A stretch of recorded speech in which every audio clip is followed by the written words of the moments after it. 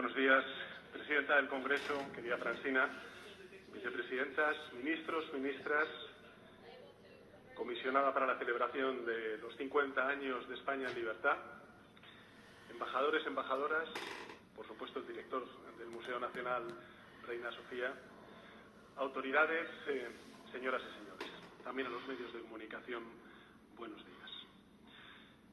Lo primero, muchas gracias Eva y a Javier y a Soledad por este coloquio que habéis mantenido y la presentación de este acto. Y en segundo lugar, gracias a todos y a todas por asistir a un acto importante para nuestro país. ¿Es España lo suficientemente libre como para recuperar el Guernica? Esa es la pregunta que se hacía nada más y nada menos que el periódico The Washington Post en agosto de 1977. Una pregunta, por cierto, sobre la que debatieron durante muchos años algunos intelectuales, académicos y columnistas muy importantes, afamados de Estados Unidos. Como saben, es que por aquel entonces el Guernica se exponía en el Museo de Arte Moderno de Nueva York, en el MoMA. Y por tanto nadie cuestionaba que en algún momento el cuadro tendría que ser devuelto a España, porque esa había sido la voluntad del entonces ya fallecido Pablo Picasso. La pregunta era ¿cuándo? Porque antes de su muerte y desde el dolor del exilio, el pintor malagueño había indicado que el Guernica debería regresar a España solo cuando las libertades públicas hubiesen sido restablecidas en nuestro país. Cierto es que la dictadura franquista trató de recuperar el cuadro en varias ocasiones a partir de 1968. Incluso el mismo Carrero Blanco se involucró en el tema. Pero el Museo Neoyorquino se negó una y otra vez, por un simple motivo, y era que España no era aún un país libre. Es cierto que su economía crecida, sin duda.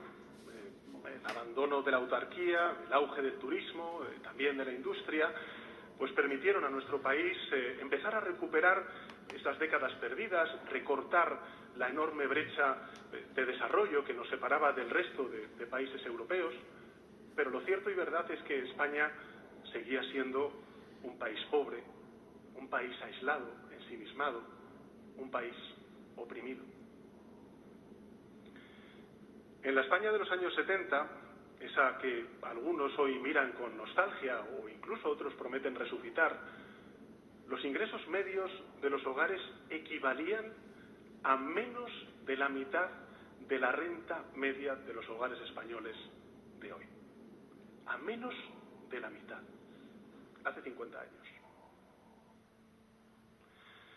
La mortalidad infantil era el doble de la que tenía por entonces Dinamarca. La formación superior era un privilegio para unos pocos. La mayoría de las mujeres, como ha recordado Soledad en el coloquio, no trabajaban fuera del hogar. No había libertad, no había democracia. En aquella España, como nos ha recordado Eva, no se votaba. La voluntad, por tanto, de los ciudadanos y de las ciudadanas no importaba.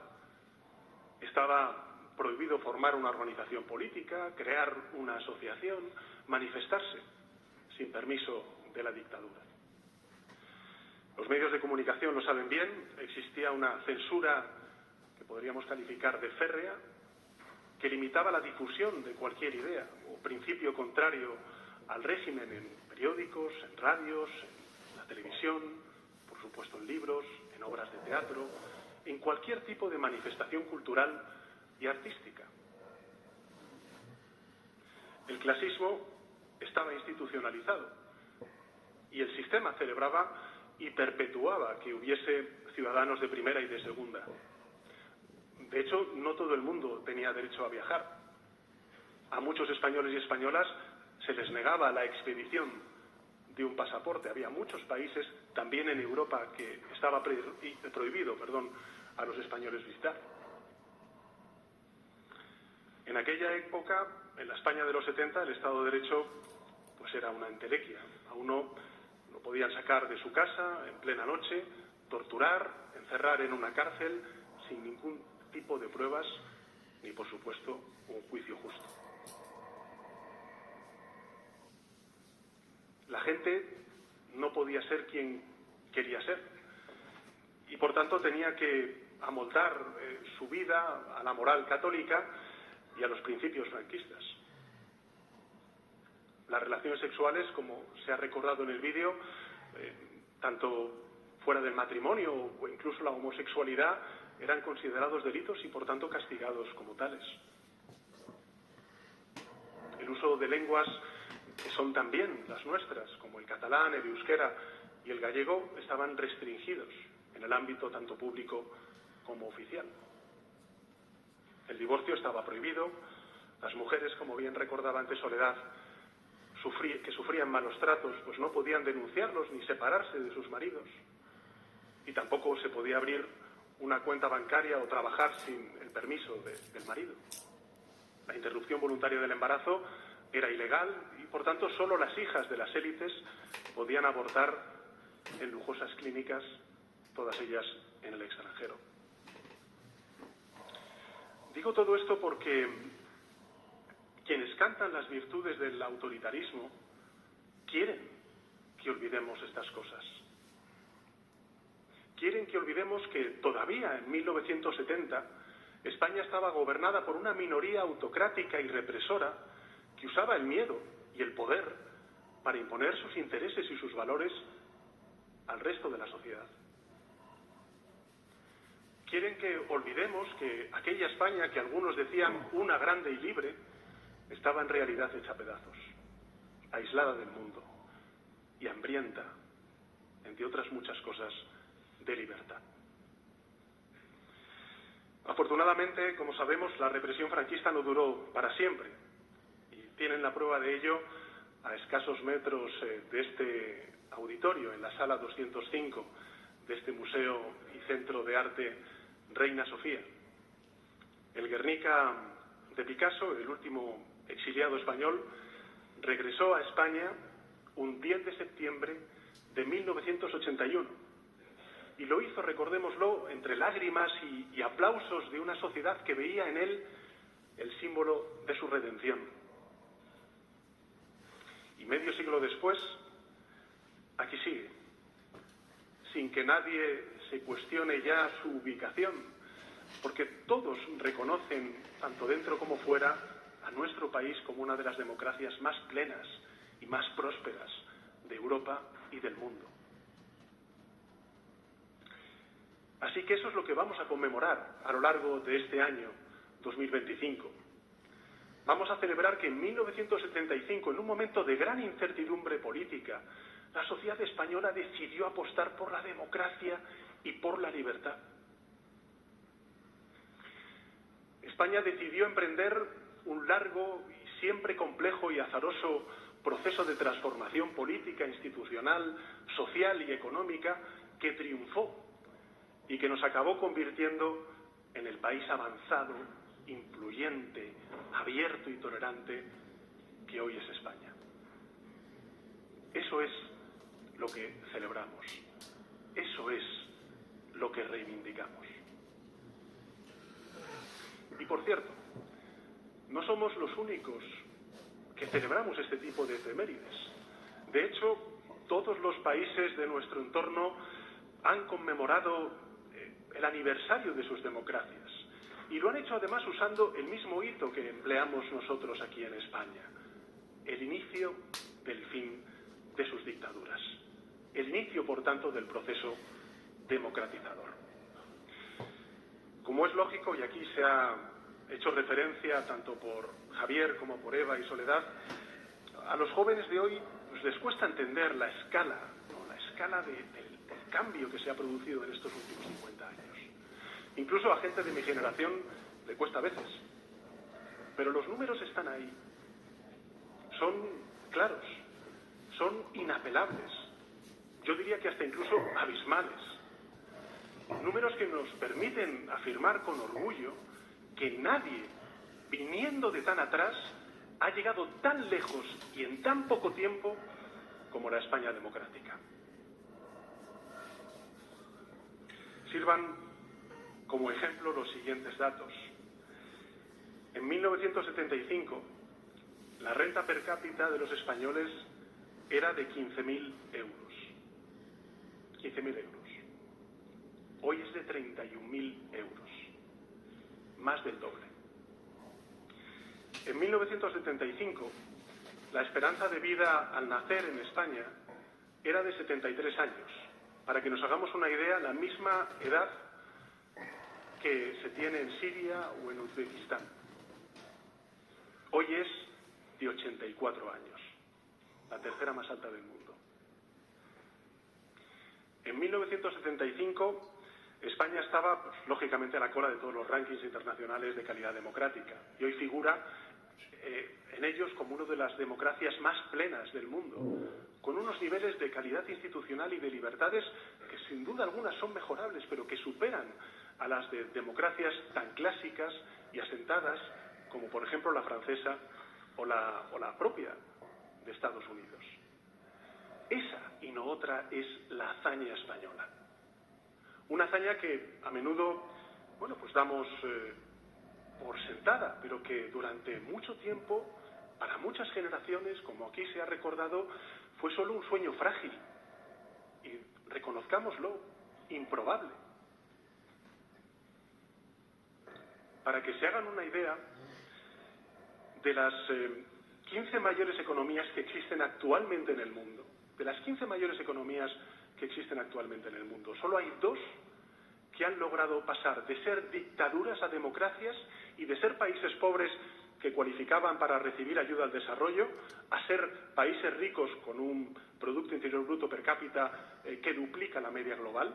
Bueno, pues solo 2 países en el mundo, uno de ellos Corea del Sur y otro España, han sido capaces de lograrlo. Yo creo que esa espectacular transformación es lo que celebramos este año bajo el lema España en libertad. Y como se ha dicho, lo vamos a hacer con un centenar de conferencias, de exposiciones, de proyecciones audiovisuales, de actividades culturales que nuestra comisionada, la doctora Carmina Gustrán, pues ha explicado de manera mucho más concreta. Pero que lo vamos a hacer, y es lo que me gustaría compartir con todos ustedes, con 3 objetivos claros. El primero es el de celebrar la gran transformación económica, social, institucional, política que ha protagonizado España en los últimos 50 años. Porque recordar lo mucho que hemos logrado en el pasado es la mejor forma de entender lo mucho que podemos lograr en el futuro. Nuestro segundo objetivo será homenajear a todas aquellas personas, a todos aquellos colectivos, a todas aquellas instituciones que hicieron y han hecho posible esta transformación de éxito. Queremos poner en valor el esfuerzo de los trabajadores y de los empresarios, de la sociedad civil, de los partidos políticos, de los ayuntamientos, de las comunidades autónomas y de los distintos gobiernos que han tenido a lo largo de estos más de 40 años de democracia nuestro país. Y por supuesto, queremos poner en valor el esfuerzo de los ciudadanos, de todas esas mujeres y hombres que con su talento, con su ambición, con su convicción y su determinación han hecho de nuestro país una referencia mundial en estabilidad, en prosperidad, en tolerancia, que millones de extranjeros sueñan o bien visitar o bien convertir en su hogar.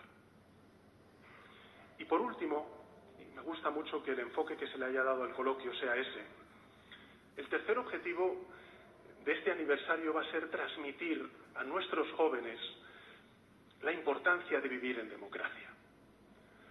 Porque cuando uno ha pasado toda su vida bajo su velo protector, es fácil olvidar las enormes fortalezas de la democracia y dejarse seducir por quienes prometen a la gente orden, seguridad, riqueza, a cambio de arrebatarles lo más preciado de una persona, de un individuo, que es el poder de elegir el destino de uno mismo, de convertirles en consecuencia en agentes pasivos, en meros espectadores del proyecto social y económico que ellos quieren imponer y desplegar.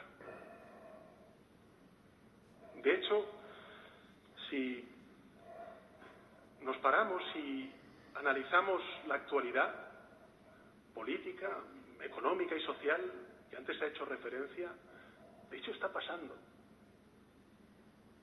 Los valores y los regímenes autocráticos están avanzando. De hecho, los regímenes autocráticos están avanzando en medio mundo, como quien dice. El fascismo que creímos dejar atrás es ya la tercera fuerza política en Europa. La tercera fuerza política en Europa.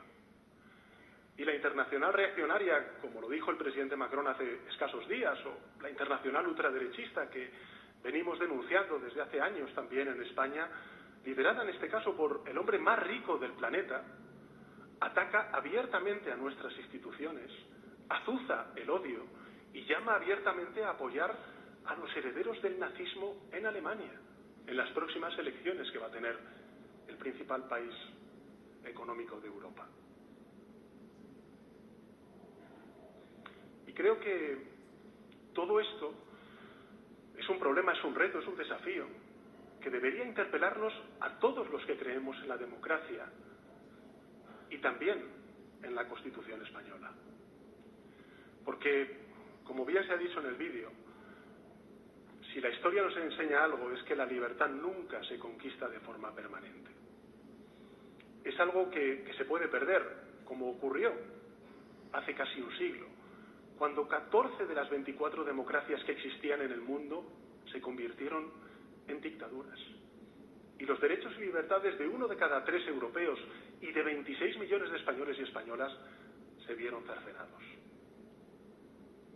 Por tanto, puede volver a ocurrir.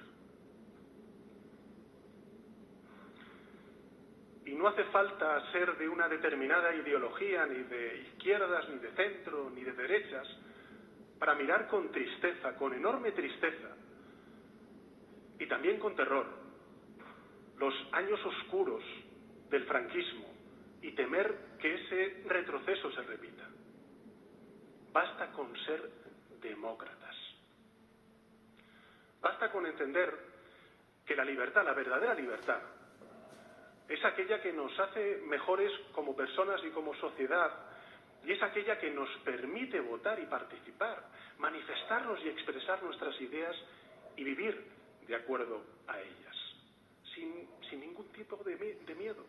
Ni miedo a la represión o a la censura, ni miedo a que alguien nos saque de madrugada de nuestra casa, nos expulse de nuestro trabajo o nos condene al ostracismo social, como ocurrió durante todos esos años de dictadura.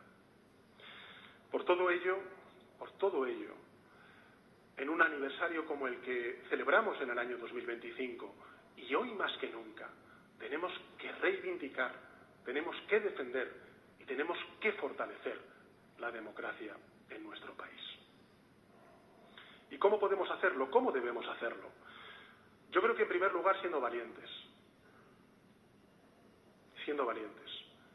consolidando y avanzando en derechos y en libertades, nunca retrocediendo en ellos, haciendo de nuestra sociedad una sociedad más próspera y cohesionada, también libre y tolerante, tal y como reivindican los artículos de la Constitución española. Debemos hacerlo también combatiendo las fake news, porque las mentiras y también la desinformación son la principal arma de los enemigos de la democracia. Debemos hacerlo, cultivando también el optimismo, porque la desesperanza es el mayor corrosivo de la vida en sociedad. Y por supuesto tenemos que hacerlo recordando la historia, porque olvidar los errores del pasado es el primer paso para que estos se repitan de nuevo. Así que, estimados ciudadanos y ciudadanas, hace 50 años España empezó a caminar hacia la libertad. De las cenizas de la última dictadura de la Europa occidental, nuestros padres y madres, nuestros abuelos y abuelas, nosotros mismos y mismas, logramos levantar una de las democracias más prósperas y plenas del planeta, la democracia que somos hoy, celebrémoslo y construyamos con ella otros 50 años más de progreso y de libertad. Gracias.